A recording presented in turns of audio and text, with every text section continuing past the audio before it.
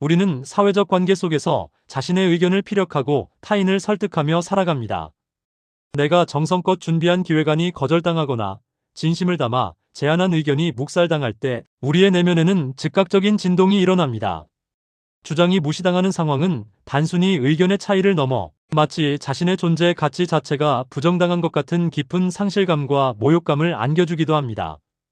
우리는 자신의 생각을 곧 나 자신이라고 믿는 에고의 착각 때문에 의견의 대립을 인격의 충돌로 확대 해석하며 평온을 잃어버리곤 합니다. 하지만 진정한 지혜는 자신의 주장이 수용되느냐 아니냐에 있지 않고 어떤 상황에서도 자신의 중심을 잃지 않는 유연한 현존에 있습니다. 마음의 본래 자리를 확인하지 못한 이에게 자신의 주장이 무시당하는 것은 자아의 영토가 침범당하는 위기 상황입니다. 그는 자신의 논리가 정교할수록, 자신의 열정이 뜨거울수록 그 결과에 깊이 집착합니다. 제안이 거부되는 순간 그의 마음은 즉각적으로 방어 기제를 가동합니다. 저 사람들은 안목이 없어, 나를 무시하는 게 분명해라는 식으로 상대를 비난하거나 반대로 내 능력이 이것뿐인가라며 깊은 자기 비하의 늪으로 빠져듭니다. 이때 그가 겪는 고통은 의견의 불일치 때문이 아니라 자신의 주장을 관철함으로써 자아를 확장하려 했던 에고의 욕망이 꺾인 데서 오는 파열음입니다. 그는 자신의 주장을 고집하는 것이 곧 주관이 뚜렷한 것이라 오해하며 타인의 반론을 수용하기보다 꺾으려 듭니다. 토론의 장을 진리를 찾는 과정이 아닌 승자와 패자를 가르는 전쟁터로 만듭니다.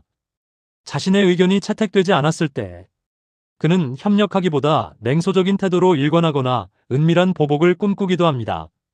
그는 타인의 시선에 비친 자신의 이미지를 지키기 위해 변명과 논쟁을 멈추지 않으며 그 과정에서 소중한 인간관계를 파괴하고 내면의 고요를 스스로 짓밟습니다. 그에게 평온은 오직 자신의 뜻대로 세상이 움직일 때만 잠시 허락되는 오만하고 불안한 승취감일 뿐입니다. 또한 그는 주장이 무시당한 경험을 마음속에 차곡차곡 쌓아두며 피해의식을 키워갑니다. 어차피 말해봤자 소용없어라는 패배주의에 빠져 입을 닫아버리거나 반대로 더 공격적이고 강압적인 방식으로 자신의 존재감을 드러내려 합니다. 그는 자신의 생각이 단지 뇌를 거쳐 나온 하나의 정보라는 사실을 잊은 채 그것에 생명줄을 매달고 전전긍긍합니다. 생각이 거부당할 때마다 그의 영혼은 조각나고 그는 점점 더 타인의 평가에 예민하게 반응하는 나약한 존재로 변해갑니다. 그의 삶은 자신의 옳음을 증명하기 위한 끝없는 투쟁의 연속이며 그 투쟁이 길어질수록 진정한 평화는 멀어져만 갑니다. 반면 마음의 본래 자리를 확인한 이의 풍경은 텅 빈 골짜기에 메아리가 울리듯 거침이 없고 맑습니다.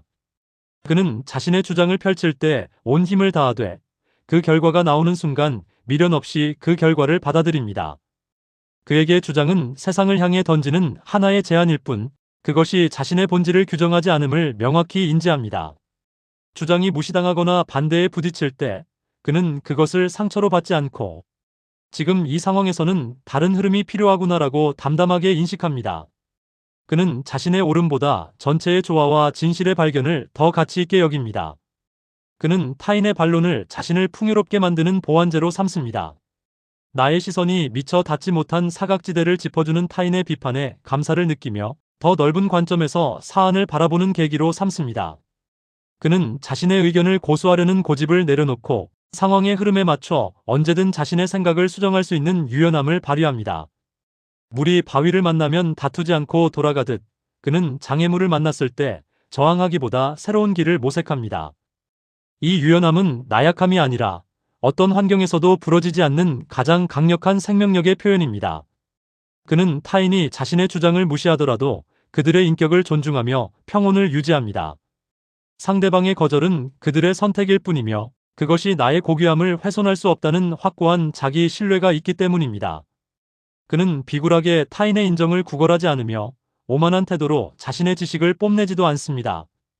그는 진실이 언젠가는 밝혀질 것임을 믿기에 당장의 성과에 일희일비하지 않습니다. 그의 고요한 현존은 갈등이 가득한 회의장이나 논쟁의 현장을 정화하며 사람들로 하여금 에고의 대립을 넘어 본질적인 해결책에 집중하게 만드는 마력을 발휘합니다. 이러한 태도는 그를 진정한 소통의 대가로 만듭니다. 사람들은 자신의 주장을 강요하지 않으면서도 핵심을 꿰뚫는 그의 말에 귀를 기울이게 됩니다. 그는 주장이 수용되었을 때는 겸손하게 책임을 다하고 거부되었을 때는 깨끗하게 협력하는 대범함을 보여줍니다. 그는 주장을 통해 자아를 내세우는 것이 아니라 자아를 비워냅니다. 자신의 생각이 우주의 거대한 지혜가 흐르는 하나의 통로가 되기를 소망하기에 그는 어떤 결과 앞에서도 자유롭습니다.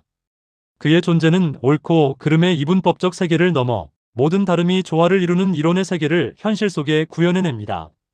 당신의 생각이 거절당했다고 해서 당신이라는 존재가 거절당한 것은 아닙니다.